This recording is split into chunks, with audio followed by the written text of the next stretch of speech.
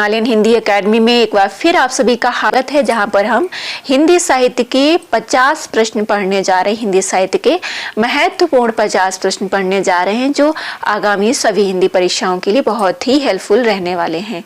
तो साथियों, आप इन 50 प्रश्नों में कितने प्रश्न सही कर रहे हैं आप कमेंट बॉक्स में बता सकते हैं। तो चलिए स्टार्ट करते हैं आज की क्लास पसंद आए तो प्लीज़ लाइक करिएगा, और चैनल को अभी तक सब्सक्राइब नहीं किया है तो प्लीज़ चैनल को सब्सक्राइब कर लीजिए, ताकि हम जल्दी ही लाइव क्लास स्टार्ट कर सकें। ओके, तो पहला प्रश्न हमारा है, धर्म की रसात्मक अनुभूति का नाम भक्ति है। और मैं चारों ऑप्शन नहीं पढ़ूंगी, मैं डायरेक्ट आंसर बताऊंगी आप सभी को। ठीक है, धर्म की रसात्मक अनुभूति का नाम भक्ति है। इस कथन का सही जवाब जो होगा वो क्या होगा, यहाँ पे हो जाएगा आपका आचार्य रामचंद्र शुक्ल। ठीक है, अगला प्रश्न हमारा देखेंगे। अगला प्रश्न हमारा है, द्विज श्रुति वेचक भूप प्रशासन कोड नहीं मान कोई नहीं मान निगम अनुशासन, पंक्ति के रचयिता कौन है। चार ऑप्शन आप लोगों के सामने है। सही जवाब आपका हो जाएगा सी ऑप्शन, तुलसीदास। अगला प्रश्न हमारा है, स्क्रीन आप बड़ी कर सकते हैं थोड़ी सी। देखी गरद हित साहवी दिल्ली नगर मशान, छिन्नट बादशाह वंश की ठसक छोरे रसखान। ये पंक्तियां रसखान कृत किस काव्य कृति की हैं। यहाँ पे जो चार ऑप्शन है, चारों ही रचनाएं रसखान जी की हैं। सही जवाब आपका जो हो जाएगा वो होगा प्रेम वाटिका। अगला प्रश्न हमारा है, रस सारांश के रचयिता कौन है। चार ऑप्शन आप लोगों के सामने हैं।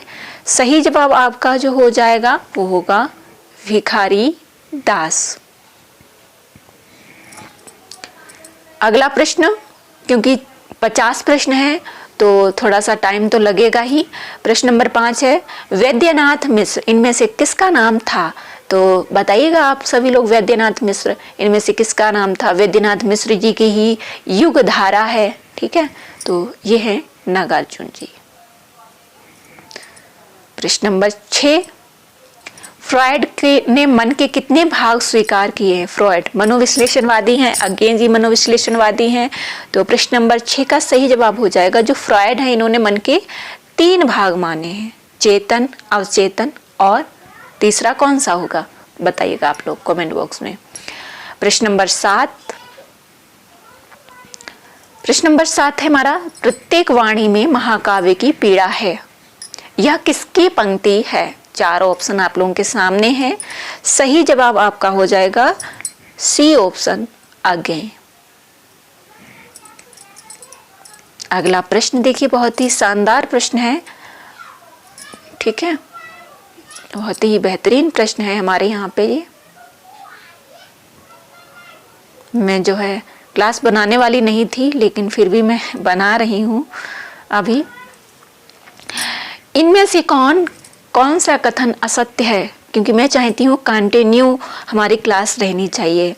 जैसे जब लाइव क्लास स्टार्ट करेंगे तो हर हालात में हमें लाइव क्लास करनी ही होगी। ठीक है, तो इसलिए मैं कंटिन्यूटी बनाए रखना चाहती हूँ।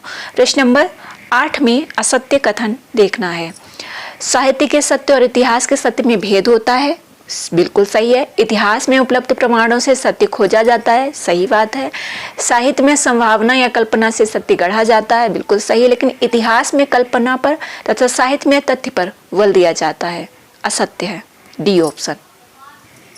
ठीक है, D option is right answer, मतलब असत्य है।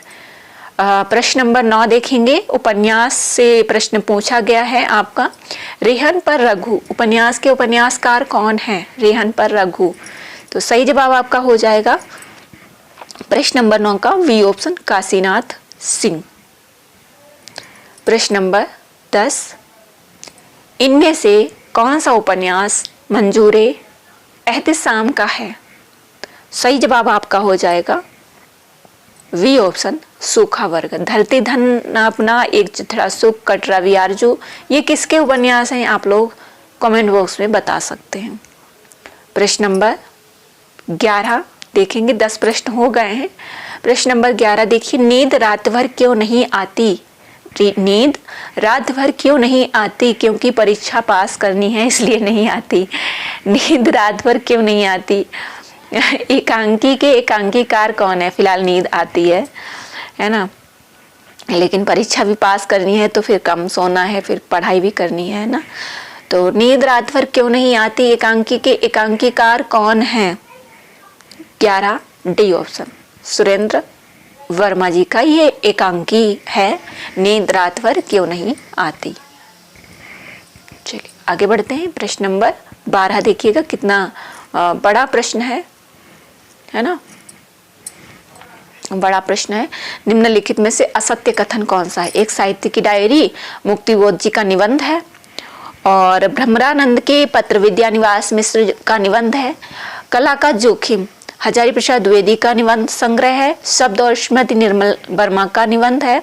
कला का जोखिम जो है हजारी प्रसाद द्विवेदी जी का नहीं है, ये भी निर्मल वर्मा जी का ही है। ठीक है, C option is right answer हो जाएगा कि असत्य है।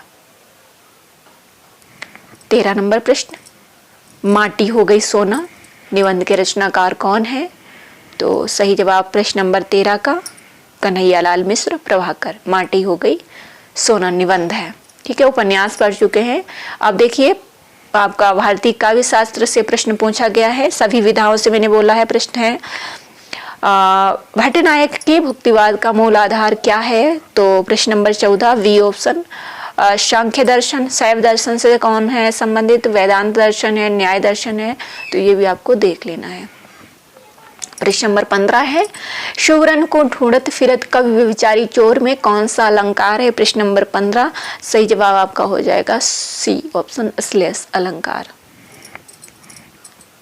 प्रश्न नंबर 16 आप लोग देखेंगे, नाक का मोती अधर की कांति से, वीज दाड़िम का समझकर भ्रांति से, देख कर सहसा हुआ सुख मौन है, सोचता ये अन्य सुख कौन है। इन पंक्तियों में कौन सा अलंकार है? देखिए जहां पर समझकर ऐसे शब्द आए कि समझकर, ठीक है, तो वहां पे भ्रांतिमान आपका हो जाएगा। ठीक है, तो क्योंकि वो समझकर उस चीज को, दूसरी चीज को कुछ और समझ रहा है। ठीक है, तो डी ऑप्शन भ्रांतिमान यहाँ पे दिया है, भ्रांतिमान अलंकार हो जाएगा।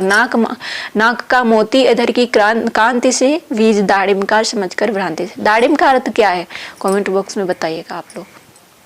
ठीक है, प्रश्न नंबर 17 हमारा है, 84 वैष्णव की वार्ता का क्या, 84 वैष्णव की वार्ता क्या है? तो सही जवाब आपका हो जाएगा गद्य है। किसकी रचना है कमेंट बॉक्स में आप लोग बता सकते हैं। प्रश्न नंबर 18, अपभ्रंश के भाषिक एवं व्याकरणिक रूप का विवेचन किसने किया है? तो सही जवाब आपका प्रश्न नंबर 18 डी ऑप्शन हेमचंद्र जी हैं। 19 नंबर प्रश्न हमारा है, इनमें से किसे व्याख्यात्मक समीक्षा का श्रेय दिया जाता है? तो प्रश्न नंबर 19 का सही जवाब हो जाएगा इलियट। रिचर्ड्स हैं, मॉल्टन है, सात्र हैं। सात्र कौन है बताइएगा कमेंट बॉक्स में, सात्र कौन है? सात्र के बारे में मैंने पहली क्लास में पढ़ाया है। 20 नंबर प्रश्न, नई समीक्षा का सर्वप्रथम प्रयोग किसने किया था? सही जवाब आपका क्या होगा? 20 का सही जवाब ए ऑप्शन स्पिन गार्न। 21 नंबर प्रश्न आपका है, राजभाषा के प्रति सरकार के कर्तव्यों एवं दायित्वों का उल्लेख संविधान के किस अनुच्छेद में है? तो सही जवाब आपका हो जाएगा यहाँ पे 21 नंबर 351, जहाँ विकास की बात कही गई है, जो भाषा है उसके विकास की बात भी करी गई है। बहुत ही शानदार प्रश्न है। इनमें से किस विद्वान ने पंचवर्ण के स्थान पर केवल अनुस्वार का प्रयोग करने का सुझाव दिया है? तो सही जवाब प्रश्न नंबर 22 का आपका हो जाएगा यहाँ पे A option Kamta Prasad Guru. 23 number प्रश्न हमारा है, राजभाषा आयोग का गठन किसके द्वारा किया जाता है? तो डी ऑप्शन संसद के द्वारा। ठीक है, 23 नंबर संसद के द्वारा होता है। अगला प्रश्न 24, चार्ल्स इलियट ने इनमें से किस ग्रंथ का प्रकाशन किया था? तो सही जवाब आपका हो जाएगा इनमें से 24 का आलाखंड। 25 हाफ रन हो गए हैं। यह गूंज मात्र है, मूल शब्द नहीं। आचार्य रामचंद्र शुक्ल की यह टिप्पणी किस रासो काव्य के लिए है? तो सही जवाब 25 का हो जाएगा डी ऑप्शन, परमाल रासो। देखते हैं कितना टाइम हो गया। चलिए इस हाफ प्रश्न ही रखते हैं, 25 इस क्लास में रखते हैं और अगली क्लास में 25, ठीक है, क्योंकि 10 मिनट की क्लास हुई है और मैं चाहती हूँ कि आप लोग छोटी छोटी क्लासेस में प्रश्नोत्तरी प्राप्त करें। जब लाइव सेशन होंगे तो वो तो मैराथन में होंगे, ठीक है, फिर तो आपको लंबा टाइम देना ही होगा। तो अभी इस क्लास को यहीं पर एंड करते हैं और मिलते हैं आप सभी से अगली क्लास में 25 प्रश्न लेकर, ठीक है। 25 प्रश्न इस क्लास में हमने 10 मिनट में सॉल्व किए हैं। उम्मीद है आप सभी को कुछ नए प्रश्न मिले होंगे जिनके माध्यम से और बेहतर आप तैयारी कर सकते हैं, ठीक है। तो चलिए ऑल द बेस्ट। क्लास कैसी लगी कमेंट बॉक्स में ज़रूर बताइएगा और ज़्यादा से ज़्यादा शेयर करिए, सपोर्ट करिए ताकि हम जल्दी ही और बेहतर क्लासेस कर सकें। थैंक यू, धन्यवाद, शुक्रिया।